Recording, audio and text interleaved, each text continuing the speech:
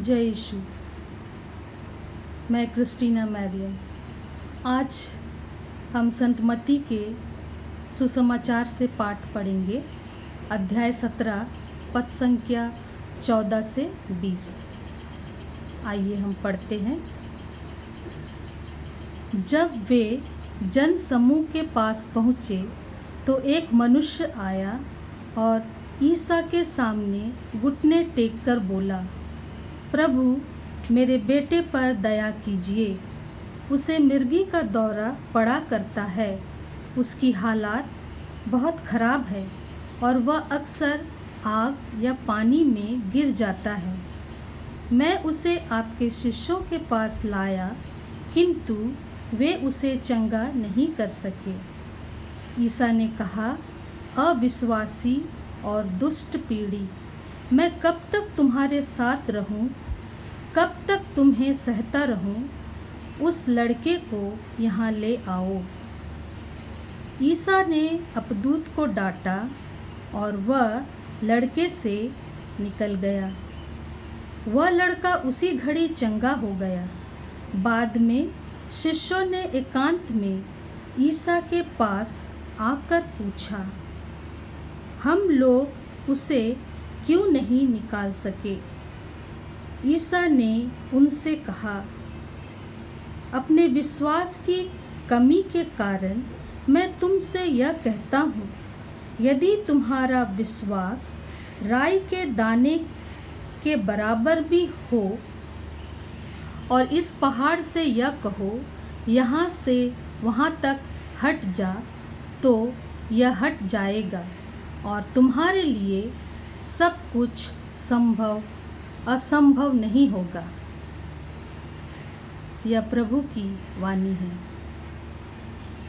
भाइयों और बहनों, आज प्रभु इस वाणी के द्वारा हमसे क्या बातें कर रहे हैं।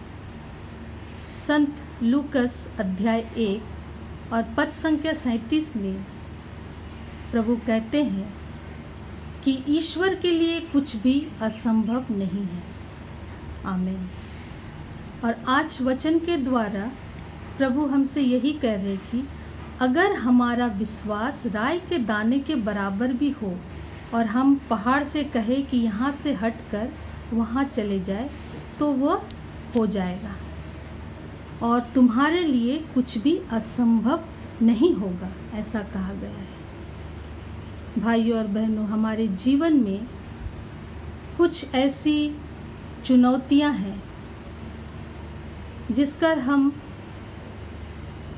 डटकर सामना करना चाहते हैं मगर कर नहीं पाते।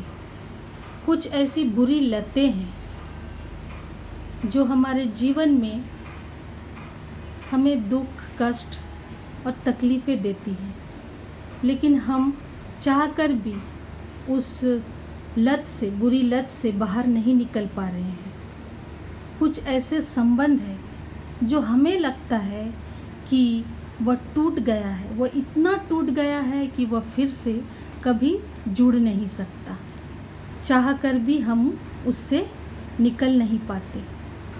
और आज प्रभु का वाणी हमें यही संदेश देता है कि विश्वास करने वालों के लिए कुछ भी असंभव नहीं है। अभी जो महामारी फैली हुई है, जिसके कारण से संसार भर के लोग, बड़े बूढ़े, बच्चे, युवक युवती सब निराश है। डर से हृदय में एक डर और एक प्रकार का चिंता भरा हुआ है कि क्या होगा। यदि ईश्वर के लिए कुछ भी असंभव नहीं है तो क्या कारण है?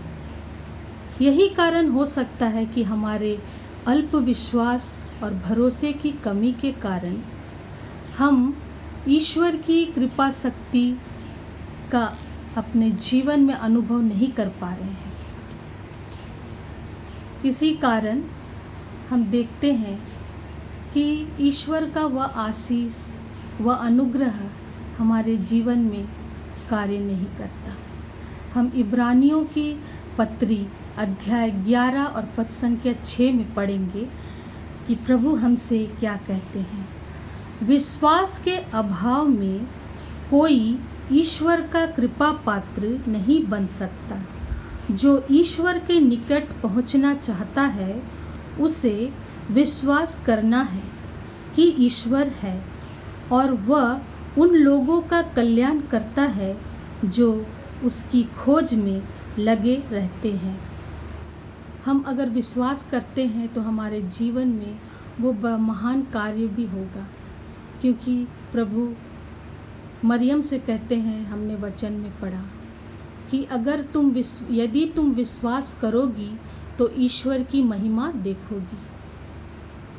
हमने पुराना नियम में हम पढ़ते हैं कि अब्राहम के जीवन में, अब्राहम के विश्वास के कारण वो महान कार्य हुआ, जिसे विज्ञान तकनीक के द्वारा अगर हम देखेंगे तो उसके लिए भी असंभव है, हम मनुष्य जाति के लिए भी असंभव है।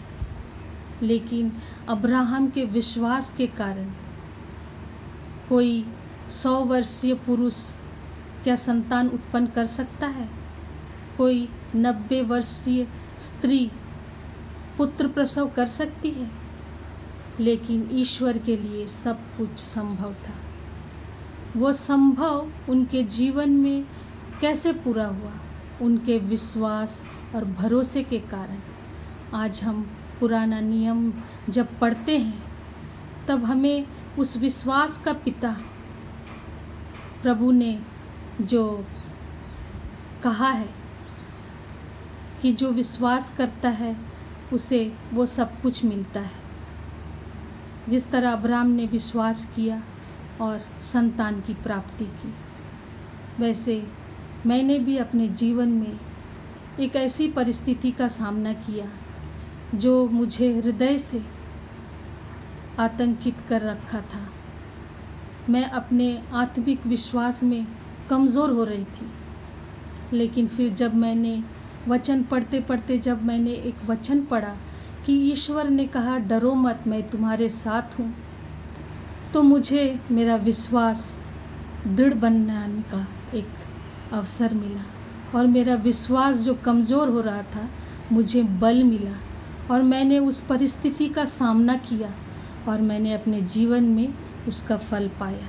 इसके लिए मैं आज भी ईश्वर को धन्यवाद दूंगी, उस घड़ी और उस परिस्थिति के लिए जो उन्होंने मेरे जीवन में कार्य करने के लिए दिया था।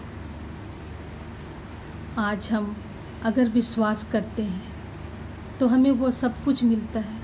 आज संसार भर में युवक युवती बहुत सारे बड़े जो अपने परिवार का एकमात्र सहारा है, जिनकी नौकरियां चली गई है, जो जीवन में निराश है, वे सोचते हैं कि कैसा होगा, क्या होगा, कैसे परिवार का हम परिचालन करके आगे बढ़ेंगे, किस तरह इस महामारी से बचेंगे।